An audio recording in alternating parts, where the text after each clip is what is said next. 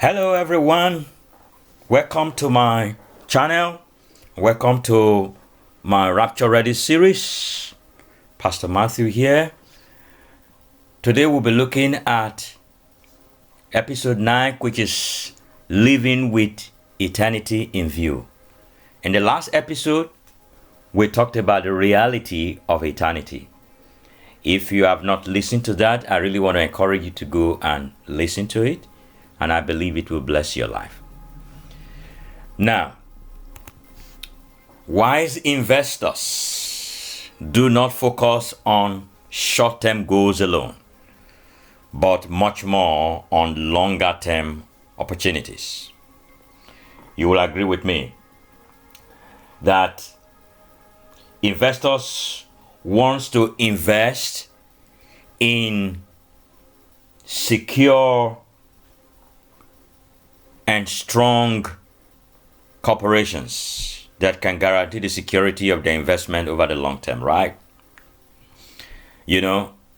And we know that people don't invest in companies that they know will go bankrupt in a few years. Every wise investor wants to invest in strong corporations, secure corporations that will guarantee their investments over the long term. If you know that a company is going to go bankrupt in a few years, for sure you're not going to put your money there, right? Yes. And we can compare our lives, what we invest our lives in here on earth, as living with eternity in view. Because we can take this word as one, if we take this word as one massive enterprise, the reality is that this world, the system of this world, will not only soon go bankrupt, but it's going to be completely destroyed with all his investment. You say, what do you mean by that? Now we can read that in the book of 2 Peter chapter 3 from verse 10. He said, "But the day of the Lord will come as a thief in the night, in which the heavens will pass away with a great noise, and the elements will melt with fervent heat. Both the earth and the works that are in it will be burnt up. Therefore, since all these things will be dissolved, what manner of person ought you to be in unholy conduct and godliness, looking for and hastening the coming of the day of God, because of which the heavens will be dissolved, being on fire, and the elements will melt with fervent heat. Nevertheless, according to his promise, look for new heavens and a new earth, in which righteousness dwells." Did you hear that?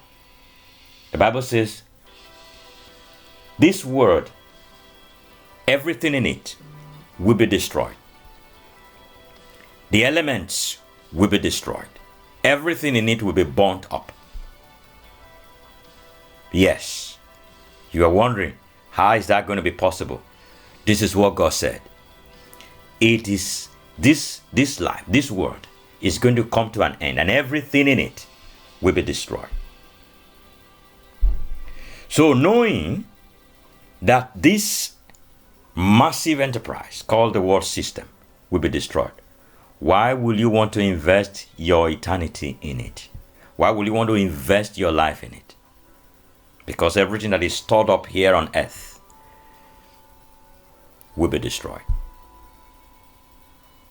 We got to have a longer term focus, because in the short term, things in this world will continue the way they are, but in the long run, everything will be destroyed. Now, talking about long term and short term focus, I want us to draw an example from the life of Esau and Jacob in the Bible. These were twin brothers. You will find the story in the book of Genesis 25, from verse 29 to 34. Because of time, I would not read it. But you can go and read it. It's a very interesting story. Here we see Esau, who is the elder brother, was very short-term focused. In one of his hunting trips, he returned back from his hunting trip and he was very hungry. And he came to his younger brother Jacob and said, "Look, I need some food because I am so hungry, I am famished, I'm dying, I need food." And Jacob said to him, "If you need some food, sell me your birthright, and you can have my food." And Esau said, "Of what use is a birthright to me when I am so hungry?" And he traded his birthright for a plate of stew. He discarded the privileges of his position as a firstborn. He was so short-term focused. He was just only ready to meet the need of the now, without thinking about the long-term consequences of that decision. On the other hand, Jacob was shrewd and cunning. Some people will call him a cheat. But look, you can blame Jacob as much as you want. But Jacob, to his credit, was very long-term focused. He had his eyes on the family inheritance as a firstborn. He was willing to trade his plate of food for a greater purpose and returns. And that's exactly what he did. He was ready to let go his plate of food, which can only satisfy his immediate hunger or his immediate need, for something greater, for a greater blessing. And we know the end of this story between Jacob and Esau. Jacob ended collecting the blessing of a firstborn, and he was blessed. Today we know Jacob was blessed, that the nation of Israel today came out of Jacob. Nobody heard of Esau after that. Esau's, because of his choice.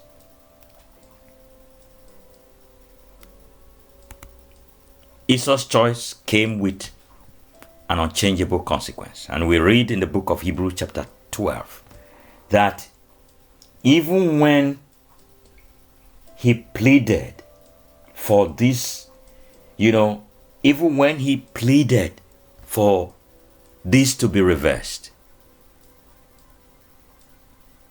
it was too late. See how the Bible puts it in the book of Hebrews chapter 12 from verse 16. See that no one is sexually immoral or is godless like Esau, who for a single meal sold his inheritance right as the oldest son. Afterward, as you know, when he wanted to inherit this blessing, he was rejected.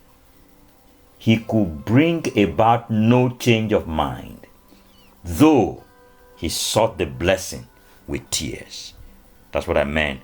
It came with unchangeable consequences.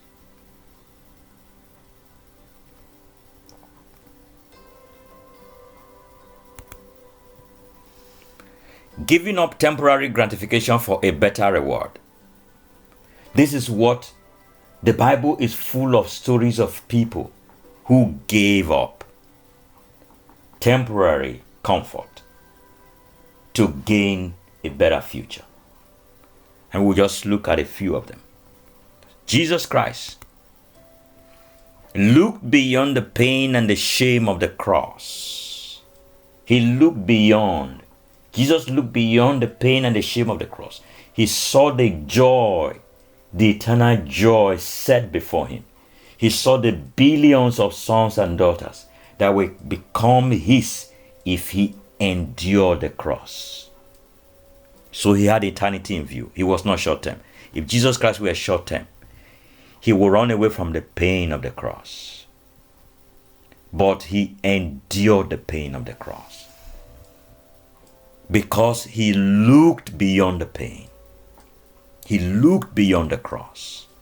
He looked at the joy that was set before him.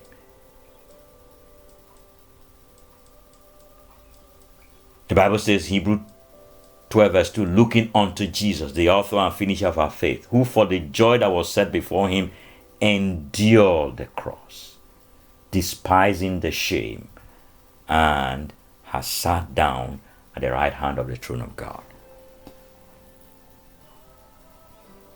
Long-term view, living with eternity in view. Another example is Moses. As we said before, Moses chose to suffer affliction with God's people rather than enjoy the pleasure of sin for a moment. Moses had the privileges of being raised as a prince in Pharaoh's palace as the son as a son of Pharaoh's daughter.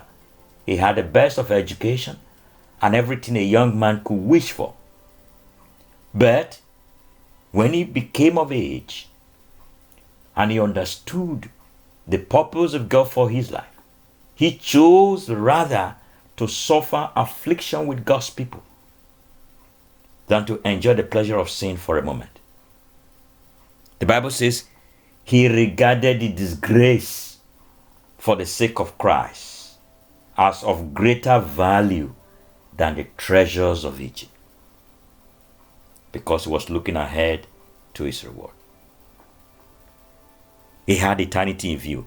He was long-term focused. He could have chosen to just enjoy the pleasures of the palace and forget about future inheritance.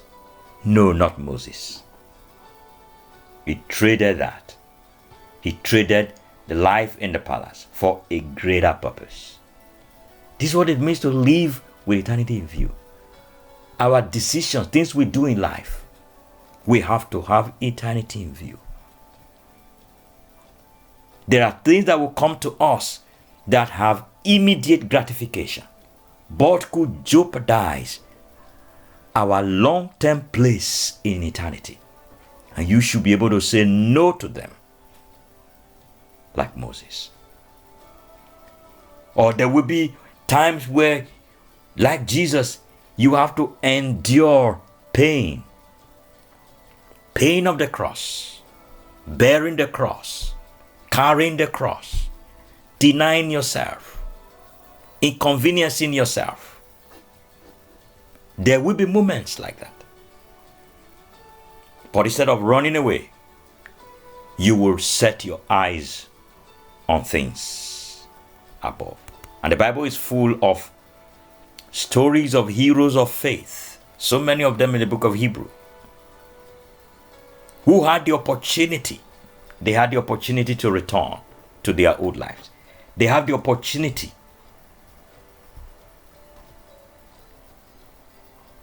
to live otherwise, but they chose to pursue a better country, to pursue a better future. They were looking to a heavenly country.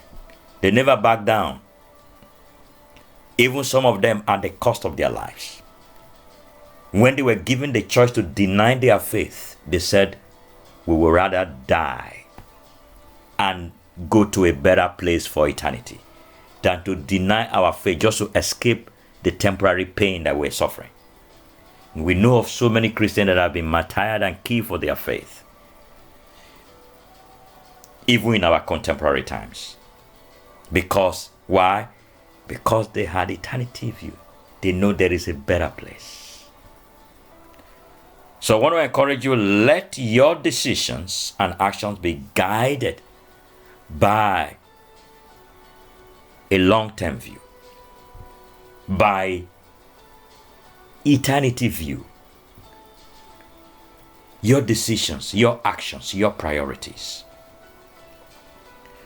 Let us live with eternity in view, knowing that eternity is forever. That there is nothing in this life that is too precious to be traded for a life in eternity with God.